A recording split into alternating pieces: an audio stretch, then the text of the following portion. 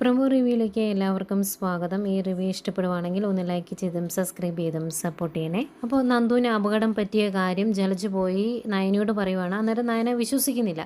നിങ്ങളുടെ നാവ് എന്ത് പറഞ്ഞാലും നുണയെ പറയുള്ളൂ, അതുകൊണ്ട് ഞാനിത് വിശ്വസിക്കുകയില്ല, ഇങ്ങനെയുള്ള കാര്യമൊന്നും എന്നോട് വന്ന് പറയണ്ട എന്ന് പറയുമ്പം ജലജ് പറയുന്നുണ്ട്, ഞാനിത് നുണ പറഞ്ഞതൊന്നുമല്ല, ഇപ്പോൾ ടി വി കാണിച്ച വാർത്തയാണ് എന്ന് പറയുന്നുണ്ട്.